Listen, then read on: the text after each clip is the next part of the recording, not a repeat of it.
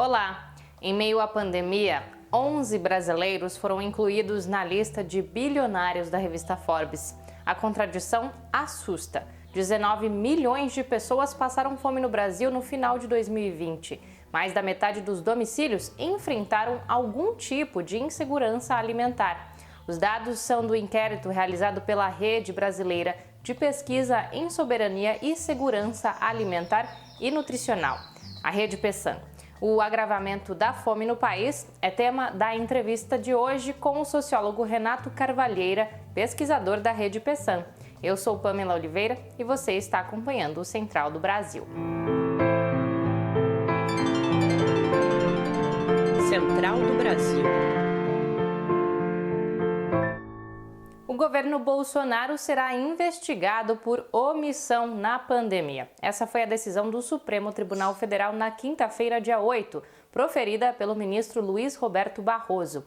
Agora, a criação de uma comissão parlamentar de inquérito deverá ser criada para apurar as irregularidades do governo federal cometidas durante a crise de coronavírus. A decisão do Supremo vem em resposta a um pedido de abertura da CPI apresentado por mais de 30 senadores.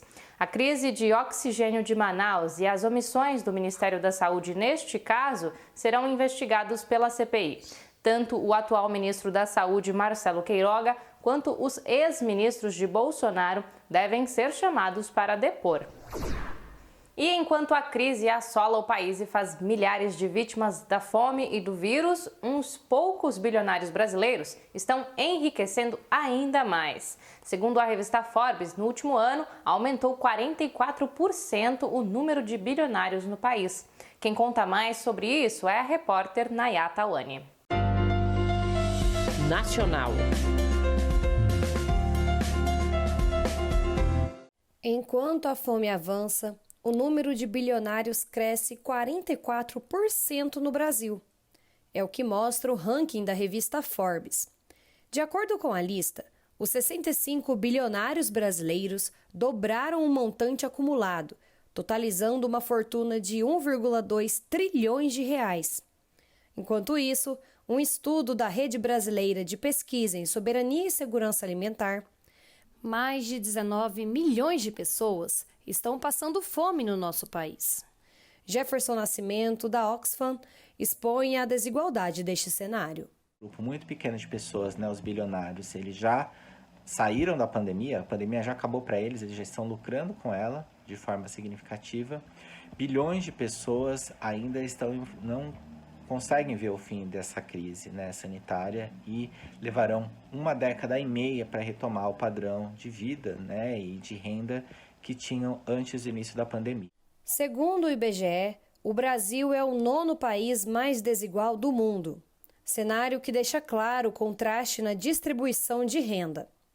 Entre os 20 novos bilionários que entraram na lista neste ano estão David Vélez, fundador do Nubank, e um grupo de herdeiros da fortuna do Magazine Luiza. O montante de cada um ultrapassa 8 bilhões de reais. Silvino Heck, do movimento Fé e Política, explica que o problema da desigualdade social no Brasil é histórico. Alguns poucos ricos cada vez ficam mais ricos e a grande maioria da população é pobre ou muito pobre.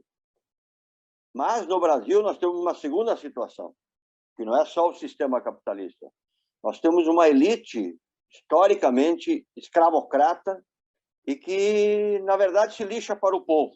De acordo com a Oxfam, os 65 bilionários brasileiros lucraram em 5 meses de pandemia mais que todo o custo do auxílio emergencial. Com a falta do auxílio emergencial, a situação da fome no Brasil se agravou e não deve melhorar com o valor irrisório do benefício que começou a ser pago no dia 6 de abril. Os R$ 250 do auxílio, em média, não garantem metade de uma cesta básica, segundo dados do DIEESE. Jonatas Campos conversa hoje sobre o agravamento da fome no Brasil com o sociólogo Renato Carvalheira, da Rede Pessan. Entrevista Central. Conosco Renato Cavalheira, sociólogo e pesquisador da Rede Brasileira de Pesquisa em Soberania e Segurança Alimentar e Nutricional. Vai falar conosco sobre uma pesquisa que fez e que revela dados impressionantes, como 19 milhões de pessoas que, de alguma forma, são atingidas pela fome no Brasil. Renato, muito obrigado pela entrevista. Olá, boa. Renato, os dados da pesquisa da Rede Pensan são anteriores ao fim do auxílio emergencial de R$ 600 e ao início desse auxílio de cerca de R$ 250. Como está, então, a situação dessas pessoas hoje? A pesquisa que a gente fez foi via Vox Populi, né, que aí entrevistou as pessoas tete a tete, face a face, né. Ela foi em dezembro, no começo de dezembro, se pergunta algumas perguntas sobre 3 meses, a própria semana, né. Então é um retrato daquele momento, um momento em que o auxílio emergencial tinha caído de 600 para 300, né, e agora passamos um bom tempo sem, acho que uns 3 meses, né, sem esse auxílio.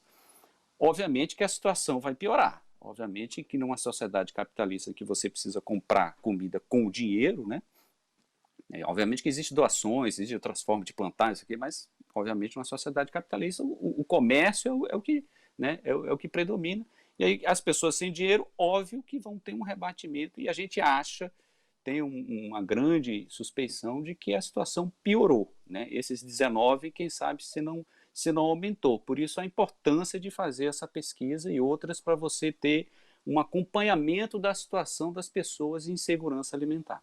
Outro dado da pesquisa revela que mulheres negras e pessoas do Nordeste são mais atingidas pela fome. Por que isso acontece? Uma questão do desenvolvimento econômico, das escolhas de políticas públicas, a escolha de modelos de desenvolvimento que aprisionam essas pessoas literalmente na situação de fome, de insegurança alimentar. Você não sabe o que vai comer amanhã, você não tem a certeza de que vai comer hoje, se vai comer hoje.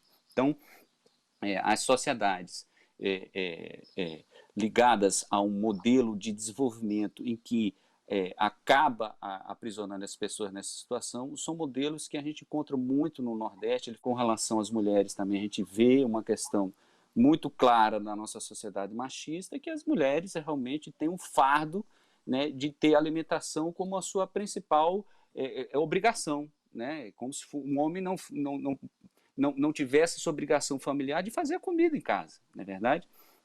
Então as mulheres, chefes de famílias, a gente percebe muito claramente essa questão, ela sofre mais do que os homens, a gente vê no mercado do trabalho, muitas vezes o mesmo cargo, a mulher ganha menos, né, e o homem ganha mais, a gente não pode se esquecer também disso. Então, a gente vê grupos muito vulneráveis com relação a mulheres, negras, o pessoal da agricultura familiar, o pessoal do campo também sofre muito, obviamente as periferias das grandes cidades, os quilombolas, indígenas, todo esse pessoal sofre muito com essa questão da fome. Estão muito conectadas com a questão da insegurança alimentar. E Renato, qual seria o valor ideal para o auxílio emergencial, para algum tipo de auxílio financeiro no momento em que as pessoas estão desempregadas e passando por problemas de insegurança alimentar? Olha, há uma discussão muito grande no Brasil sobre a questão da renda mínima, né? A gente sabe que a alimentação concorre muitas vezes, por exemplo, com o aluguel. Como é que você vai não viver num local e aí muitas vezes você corta a sua comida para pagar o aluguel, determinados alimentos você não come e troca por outros mais baratos. Uma série de estratégias para você ter no dia a dia, e eu não estou falando nem de quem ganhava 600 ou 300 ou até menos quando é Bolsa Família. Eu estou falando do salário mínimo, que é bem pouco.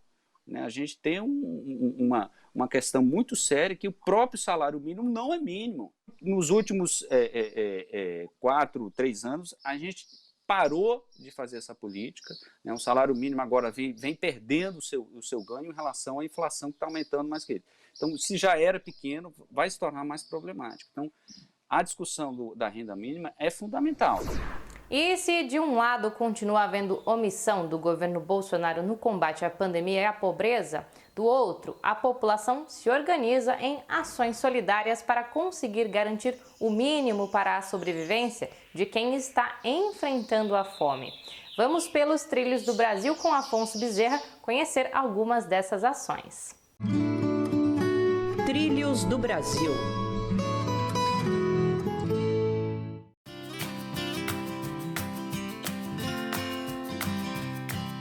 O Movimento dos Trabalhadores Sem Teto, MTST, inaugura mais 2 unidades do projeto Cozinha Solidária. No sábado 10 de abril, inicia a operação no Distrito Federal. No domingo 11, em Boa Vista, no estado de Roraima. O projeto consiste na arrecadação de alimentos e produção de refeições diárias para a população mais pobre. Em parceria com outros movimentos, a ação também realiza apoio jurídico sobre o auxílio emergencial, o cultivo de hortas urbanas e compartilha informações de cuidados na pandemia. Estados como São Paulo, Rio de Janeiro e Alagoas já têm unidades das cozinhas solidárias. Ana Paula Perles, coordenadora do projeto e integrante do MTST, comenta a importância da atividade neste período de pandemia. Ela tem o objetivo, primeiro, de entregar um alimento, né, em um bairro periférico das cidades, das grandes capitais, né, hoje está inserido, e também construir uma rede de solidariedade, tanto no bairro quanto na sociedade civil, para que ela se volte, ela consiga enxergar que dentro da sua própria cidade existe essa desigualdade. E quem trabalha no projeto sente o orgulho de poder ajudar, como é o caso de Ronaldo e Jéssica. E é muito gratificante hoje trabalhar com essa cozinha, porque a gente está matando fome das pessoas, né? É muito bom saber que as pessoas estão precisando e você está ali todos os dias lutando para ajudar elas, né? Ao todo, a campanha tem conseguido realizar 100 doações diárias de marmitas e pensa em ampliar ainda mais. A previsão é de que o projeto chegue até 16 cidades no final de abril. Você pode ajudar enviando sua doação pelo site apoie-se/Cozinha Solidária. A Central Única das Favelas, CUFA, tem realizado em escala nacional a campanha de solidariedade Mães da Favela, cujo objetivo principal é levar comida e ajuda financeira para as mulheres pobres das periferias das grandes cidades. Por meio do site da campanha, é possível escolher o formato da doação. Até o momento, mais de 90 mil famílias foram contempladas com as doações. Para ajudar, basta acessar o site mãesdafavela.com.br.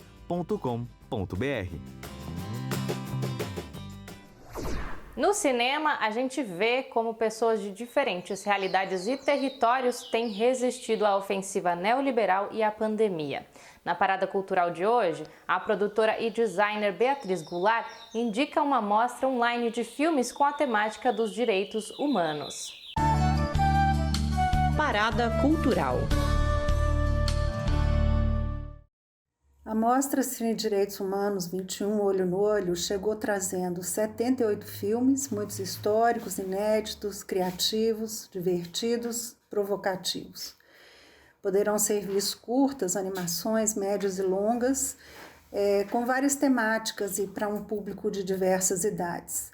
Gratuita, ela está aberta até domingo, para em qualquer horário, no site da Polo Audiovisual /Cine Direitos Humanos 21. Eles foram garimpados, a ideia é mesmo provocar sentimentos diversos, tratando de temas delicados e fortes, como os documentários sobre a pandemia, né? Os movimentos de luta dos bairros, vilas, favelas, sobre ocupações urbanas, a questão territorial sempre muito presente e violenta. Temos ainda as africanidades, os filmes de indígenas filmados por eles. Daí a importância da mostra ser também etnográfica, antropológica, artística, que evidencia a resistência. Anota aí a dica para você assistir durante o final de semana. Fique em casa, se puder, e contribua para a redução do contágio por coronavírus. E se precisar sair, use máscara. Voltamos com mais na segunda-feira. Até!